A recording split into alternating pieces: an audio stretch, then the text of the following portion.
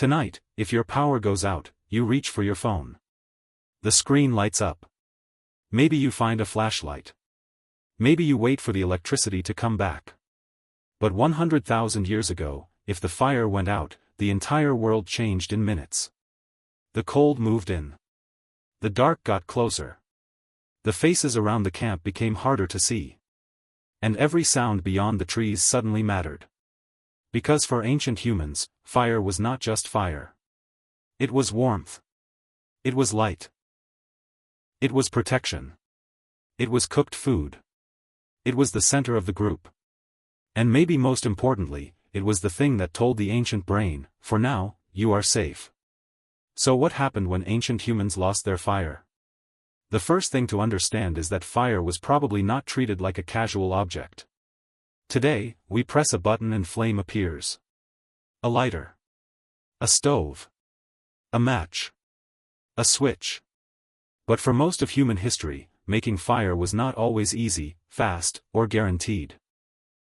In many situations, keeping fire alive may have been just as important as making it from nothing. That means the last glowing embers were not just leftovers. They were survival. If a fire began to die at night, the group probably did not sit calmly and discuss it. Someone noticed the glow getting weaker. Someone saw the smoke thinning.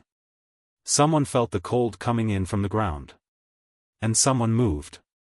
The first response was simple: feed the fire. Dry grass. Small twigs. Bark. Branches. Anything that could catch before the last heat disappeared. This is the part modern people often miss. Fire is not only flame. Fire is a chain. Heat moves from coal to twig, from twig to branch, from branch to the next flame.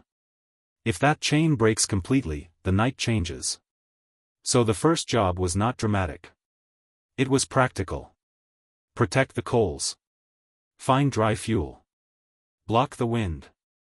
Keep the ember alive. And that job may have belonged to everyone.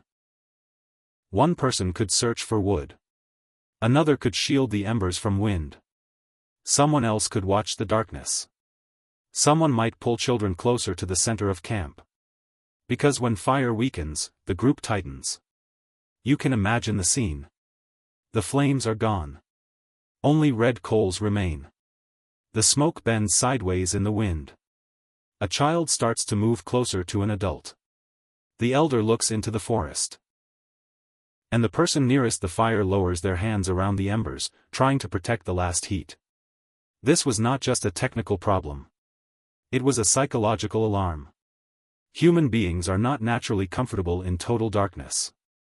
Our eyes are useful, but they are not the eyes of a night predator. We do not smell like wolves. We do not hear like owls. We do not move silently like cats. In the deep night, ancient humans were vulnerable. Fire changed that. It pushed darkness back. It made faces visible. It created a circle. Inside the circle, there was warmth, language, memory, and social order. Outside the circle, there was uncertainty. So when the fire died, the border between safety and danger disappeared. This is why the fear would not have been imaginary.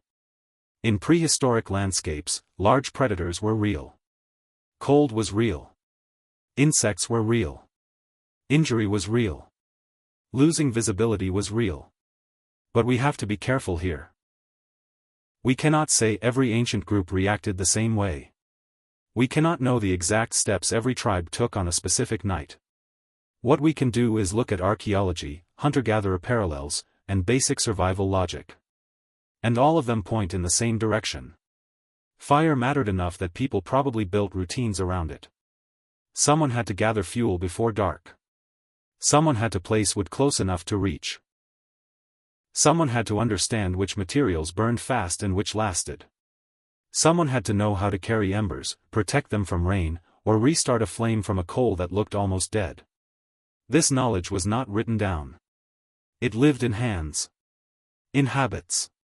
In stories. In watching older people do the same thing night after night. A child did not need a classroom to learn that fire mattered. They could feel it. They felt the warmth on their face. They saw adults relax when the flame grew.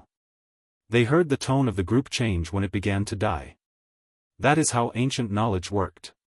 Not as information. As memory attached to danger. And the danger was not only outside the camp.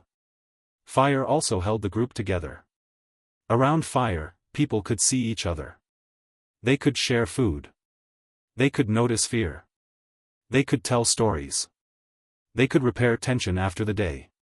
They could become a group again. Without light, social life shrinks. A face becomes a shadow. A gesture disappears. A child cannot read an adult's expression. An anxious group becomes more anxious. So losing fire could create a second problem, not just physical danger, but social pressure. Who was responsible? Who forgot to gather enough wood? Who was supposed to watch the coals? Who let the wind reach the fire pit? In a small group, mistakes mattered. Not because ancient people were cruel, but because survival depended on trust. If one person failed at the wrong moment, everyone paid. That may be one reason fire-keeping became more than a task. It became responsibility. The person watching the fire was not just keeping warm. They were holding the night back for everyone else. Now imagine the worst version. The embers die completely. No glow. No smoke. No heat left under the ash. What happens then? The group has choices, but none are comfortable. They can try to make fire again, if they have the tools, skill, and conditions. They can search for another fire, perhaps from a nearby group, lightning strike, or preserved ember elsewhere. They can move closer together and wait for dawn. They can reduce risk by staying quiet, staying near shelter, and avoiding unnecessary movement. They can choose not to travel in the dark unless the danger of staying is worse. The key is this. Ancient humans did not survive because they were fearless. They survived because they were organized. Fear tells you something is wrong. Organization tells you what to do next. And fire created organization. It gave people a center. A place to return to. A place to sleep near. A place to cook. A place to protect. A place where children, elders, and injured people could be seen. That is why losing fire was not like losing a tool. It was more like losing the first safety system. Before walls, there was fire. Before streetlights, there was fire. Before locked doors, there was fire. Before electricity, there was fire. And your brain still understands this more than you think. That is why a dark room feels different when a candle is burning. That is why people stare into campfires even when they do not need to.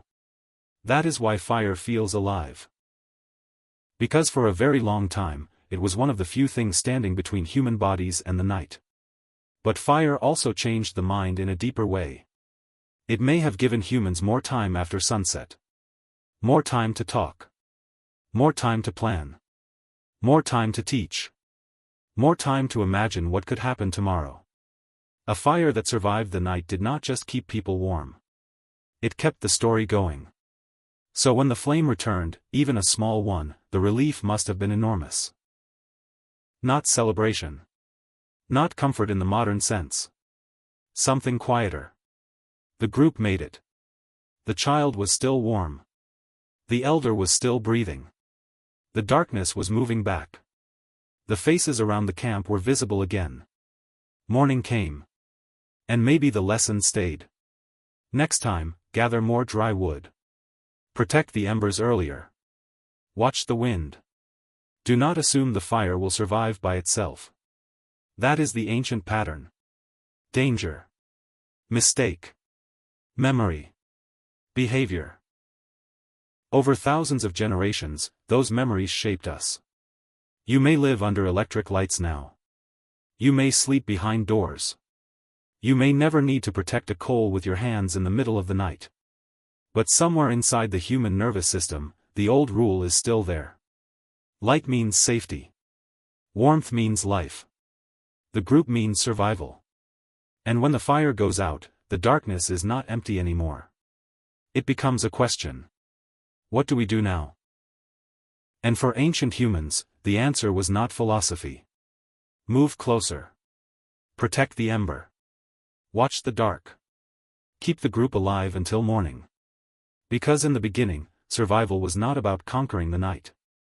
It was about keeping one small circle of light from disappearing.